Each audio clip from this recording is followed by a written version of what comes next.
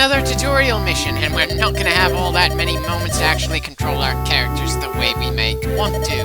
Again, this sort of thing makes coming back to the game a bit of a pain in the ass. Though if you have a save file that says you already beat the game, then you can start the first section of the story on hard mode, and not be so frickin' handheld for whatever that's worth.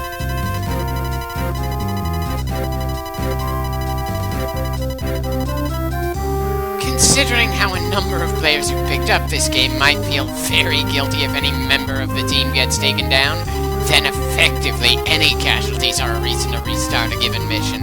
That's part of the reason I've never been able to beat the first ever Fire Emblem released here in the United States. But I liked the game mechanics enough to keep coming back to this game and to try out several of the sequels to it, even if the only one I ever actually got to the credit sequence for was Three Houses.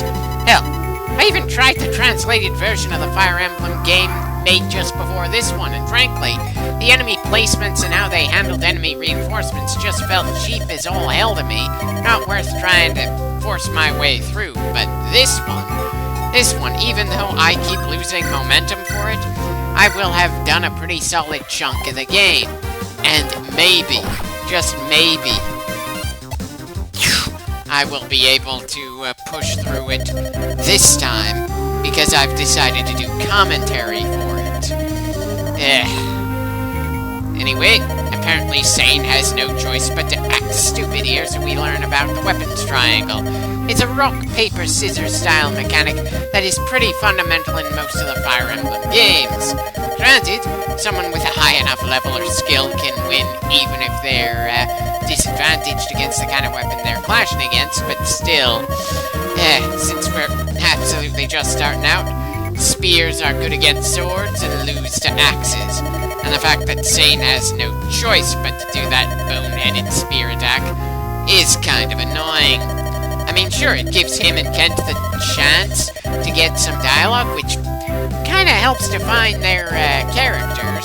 They kind of do need that. There's going to be a large cast, but still, really wish I didn't have to go through with being forced to make bad moves in a tactical game, just because the game designers want us to go through a pretty hand-holdy tutorial and want to convey what you need to keep in mind. I'll be the one to decide how much each of our warriors is worth, thank you very much, Kent. But that's a little hard to do when the game isn't gonna let us make any decisions just yet.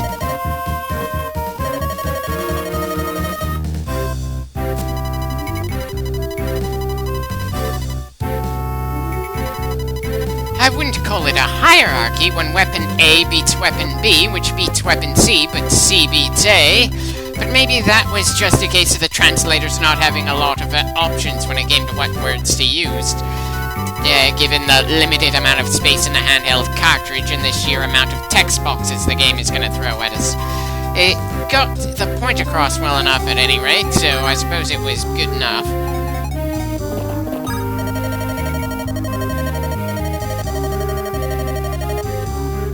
Yes, you mentioned that repeatedly. Could you maybe stop telling me and just swing your damn sword at the axe-swinging bastard here? Notice how different the enemy's accuracy is fighting against Kent than it was against Sane. That's the biggest thing that the weapons triangle affects, the hit rate. I think I might have mentioned that in the previous clip, but there probably wasn't too much point in doing so since the only character we had was a pure swordswoman going up against a bunch of axe-wielders. Why bother talking all that much about some of the tactical intricacies of the game if the game itself hasn't introduced the third of the triangle just yet, after all. And apparently, they didn't feel the need to talk about forest just yet, despite the fact that we have no choice but to put Lynn in this forest here.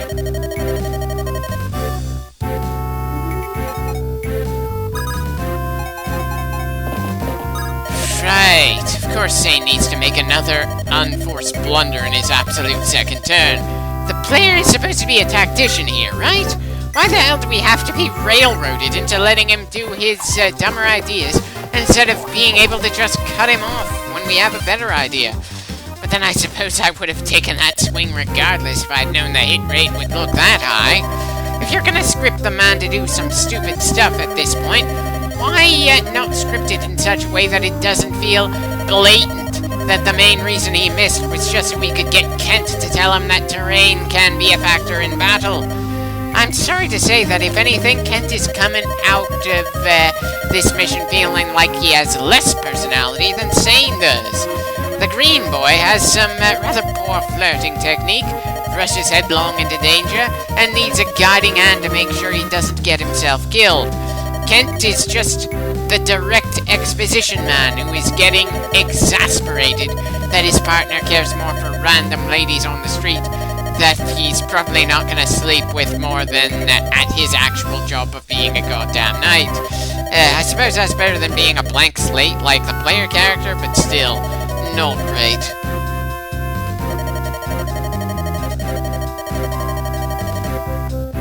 Sane, one person has already died in this battlefield so far. Granted, it was an enemy, not one of us, but still, that's generally a good time to put the antics on hold and put your serious face on. Especially since you came out here specifically to help Lynn and Wesker against a small band of thugs.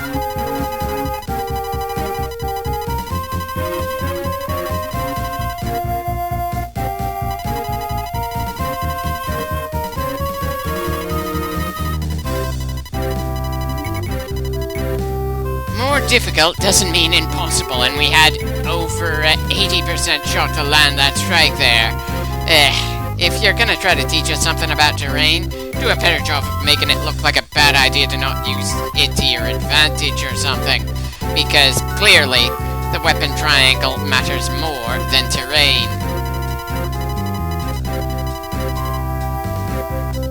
Well, we already know that forests are good for us to be in. I'll talk about the other terrain types when we finally get to them.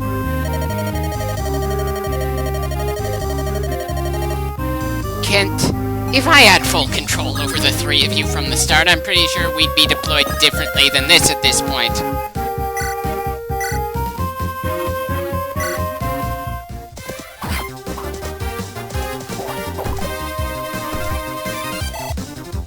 Yeah, Kent is gonna start this campaign off with an experience advantage over Sane, simply because Kent was allowed to land both of his first strikes and Sane was forced to miss his first two. Not as much of an advantage as Lynn, who is absolutely forced to have the first 3 kills in the entire game. Still, it's kinda hard to ignore this early on in the game, especially since this was, again, the first ever Fire Emblem released outside of Japan in any official way.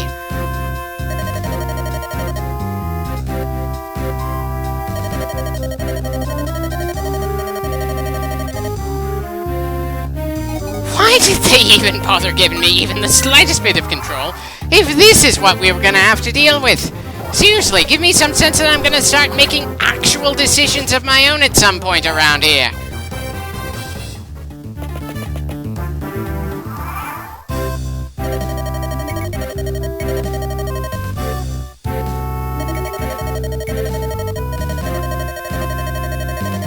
Less of the childish gallantry, please. More actual competence in the field, thank you very much. Good God, they are just piling every stupid thing onto this guy for this tutorial sequence, aren't they? He already had a bad first impression with the iffy flirting in the previous clip.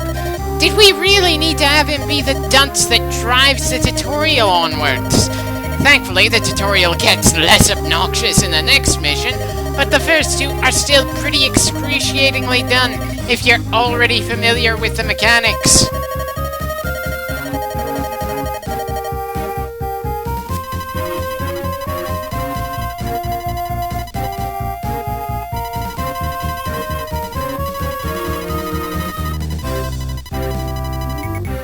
So this is gonna be yet another turn where Sane doesn't really get to do anything of note.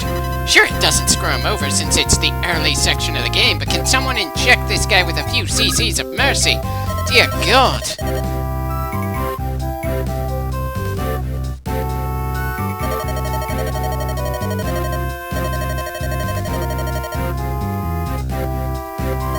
Keep talking like that, and yon angel will dislocate your jaw with her scabbard. I'd probably find it more endearing if there was an especially good voice actor going through his lines, but still, seriously, 10 minutes into the second clip, and we've seen far too many text boxes and gone through far too little actual gameplay.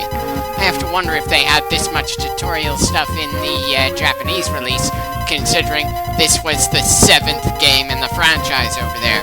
There was still some tutorial that needed to be done since new things were introduced, but I don't think anywhere near as much as for the outside audiences. And if they did have this much handhold, the tutorial stuff, for anyone who is already familiar with the series, dear God, that is its own kind of excruciating, because again, you can kind of get away with it to some degree outside of Japan, since this was the first game of the series released abroad. They're acting like whoever they're making the tutorial for is a complete moron who can't even figure out how to move the indicator for what item we want to interact with right now.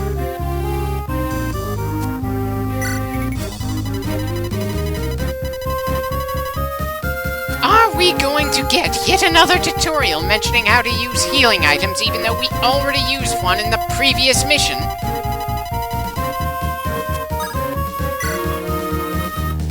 Bloody hell. Sane literally isn't able to do anything of note in this mission until his 4th turn, because his first 3 turns are absolutely strangled by the tutorial. The way they're conveying the information right now is positively mind-numbing. Granted, it's important information to learn, but there had to be better ways to go about it.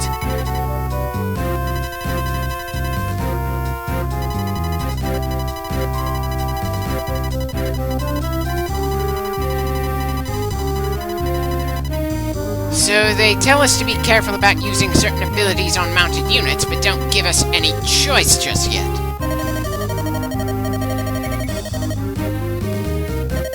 Oh, don't thank me. I literally had nothing to do with that decision. I'm just along for the ride right now.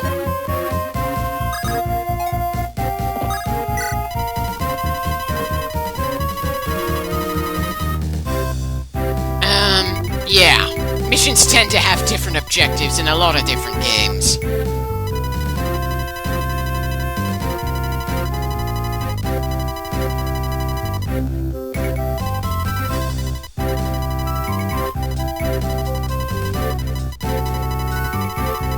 Bloody hell, they are really just throwing a hell of a lot of information at us in a way that makes it very difficult to care in this mission. There has to be better ways to get this stuff across than this.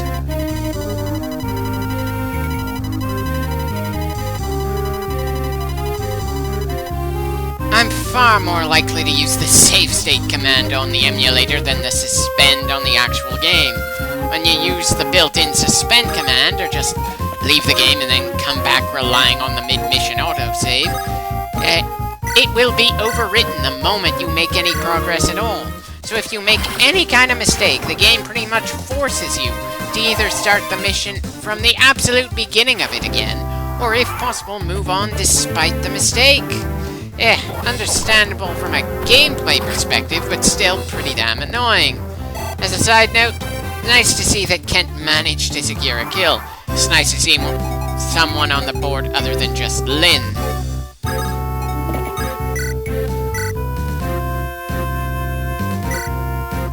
Okay, we've finally gotten full control. No more tutorials being thrown at us, at least for now. I certainly appreciate that, and there's no real harm in giving Zane his first kill to celebrate that.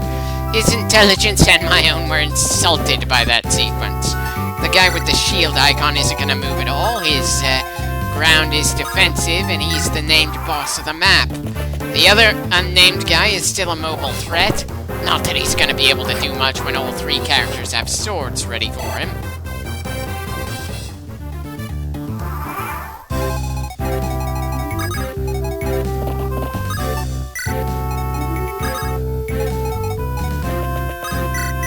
On one hand, if he hits Lynn twice, she's dead. On the other hand, it's very unlikely he's gonna get 2 hits on her.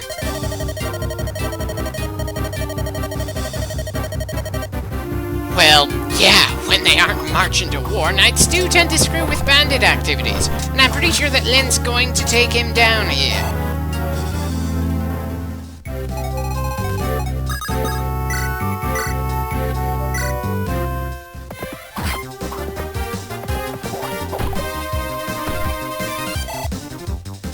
Yeah, this is definitely ending before we get the chance to make any further decisions. That makes 2 for Kent. And look at that, he leveled up. As level ups go, that was downright pathetic. Okay, so both surviving bandits had enough luck to hit each of their targets once as their final move. Really helps to show that the lower percentage of hit rate doesn't mean that they can't hit us at all. You've got to keep in mind the damage that might happen, even if the odds are against said hit.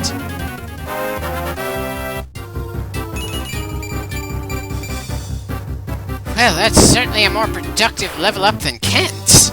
Ironically enough, the randomness of level ups in this franchise is one of the other reasons I've never really been able to find it in me to complete most of the games, even if I do enjoy them on several levels. Sure, some characters have better odds for some stats than others, but just way too unpredictable. I'm sure it's going to be a generic story, but generic doesn't always mean bad. What matters is the journey itself, after all.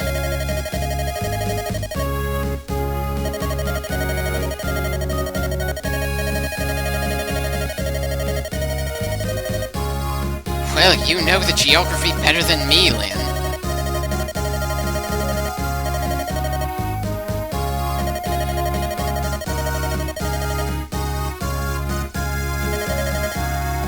Is that name familiar to you?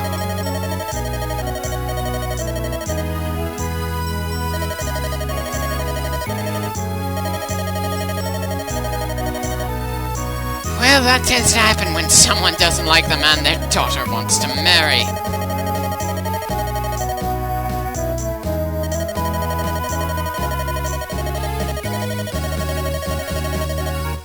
Guess she didn't get to the memo that she was no longer considered his daughter.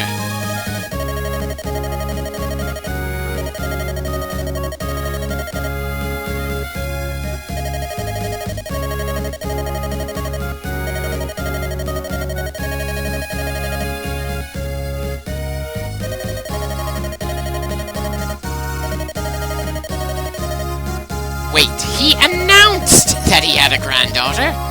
I'm sorry, is the old man somehow idealistic enough to think that absolutely nobody would try to pull any kind of Game of Thrones bullshit on him after that little revelation? That's a lot more jarring to me than the fact that Lynn is a princess and didn't even know it. How many stories involve the main character being a prince or princess and never knowing about it until the plot gets rolling? And how many stories that involve royalty also involve some manner of conflict for who gets to ascend to the throne?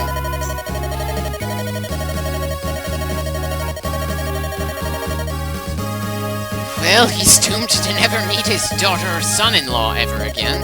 Granted, that might be because of just random bad luck, but it's equally likely to be because someone wanted to hunt them down and prevent them from ever possibly inheriting.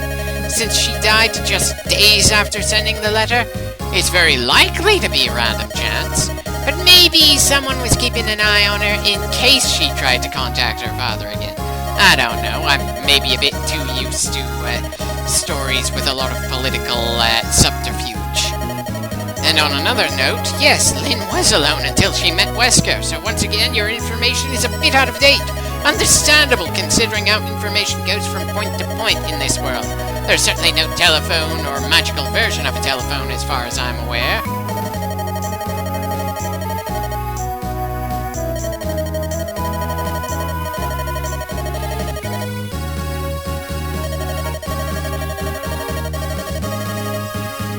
If the Marquess said he had no daughter, why didn't he remove the portraits of her?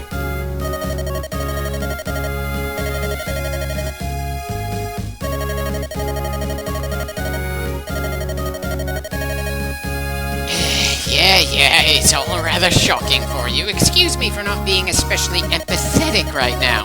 I'm still in a bad mood after the mission we just went through, and how few decisions I could actually make there.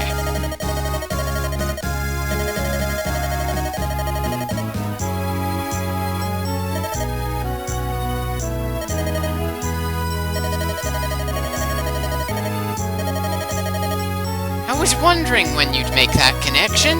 It's certainly going to continue to be a plot point for the rest of the prologue of this game, that's for sure.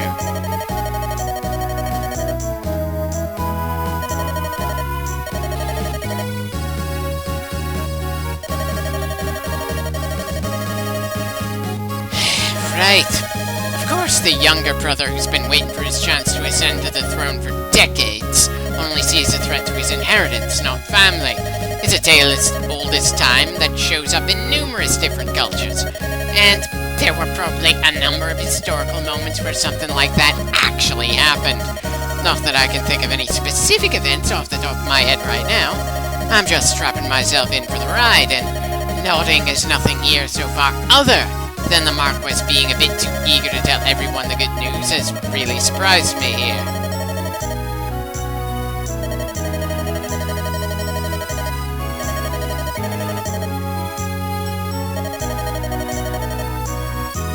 I'm afraid the only thing you can do is go to your uncle and confront him. But I'm afraid the specifics of that will have to depend on both you and him.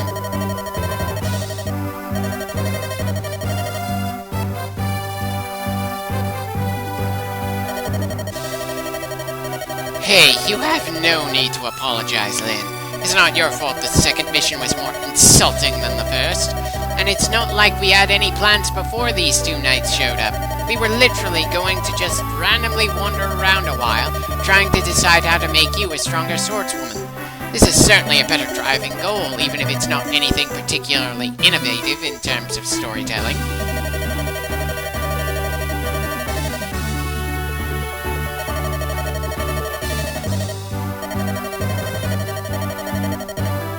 Oh, you don't need to ask for it. At this point, we'll go where you go. As a side note, I was a little tempted to end the clip as we saved, but we can still fit the portion before gameplay of the next mission into this clip, so let's keep things moving for just a little bit longer.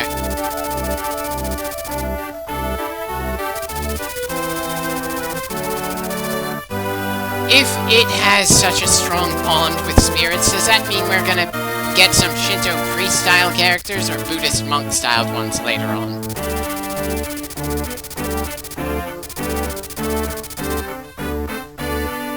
Doesn't she already have an inheritance to go to in Lycia?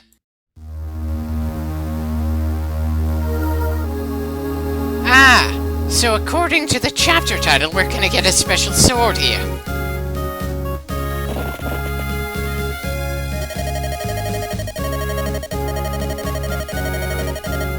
Hey, you're the one deciding the pace of how we travel. If you want to make an extra stop, go right ahead.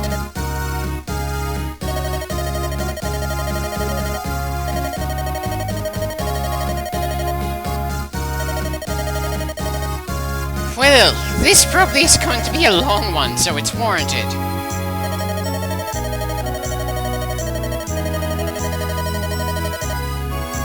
Frankly, I don't give a damn about any religions around here. I'm just hoping our next mission lets me have more active control over our forces than the last two. Right. Of course there's trouble just as we arrive. Because of course we need an excuse to stay here longer than it would take for Lynn to pray to the altar.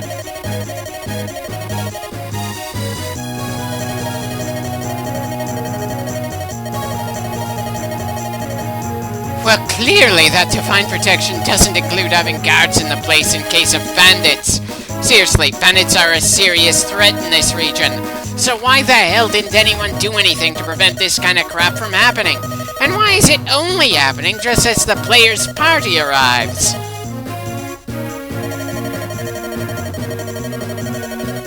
Your name is literally Glass? Good God, I don't think you're worth breaking. But we won't have a choice. The only way forward is to kill this random bandit who happens to be named something kind of funny, like glass. And of course, the boss is gonna be sitting on a throne. This guy really has an overinflated opinion of himself.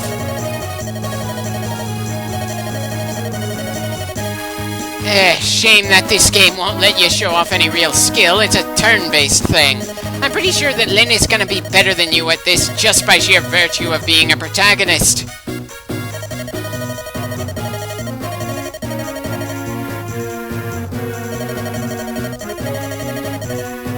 Bold thing to say to a bunch of bandits that are probably very willing to kill for the hell of it.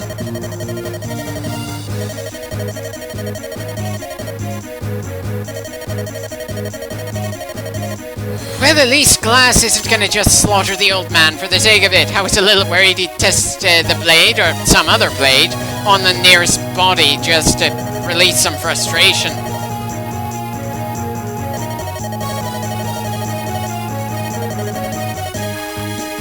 Really?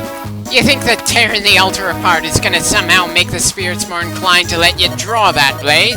Because I'm fairly certain that's not the sort of thing that would make spirits lose power or change their minds.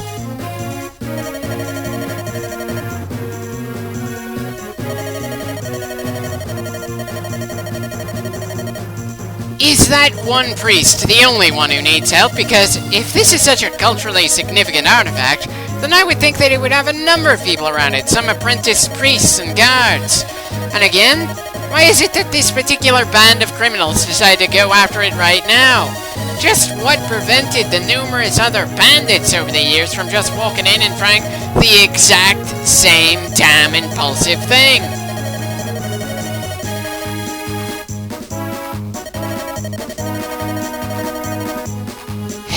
She's planning on charging in there, of course, and it's our job to make sure she can walk back out of it sane. And I'm afraid there's not really much we can do to prepare, so we'll see what happens next time.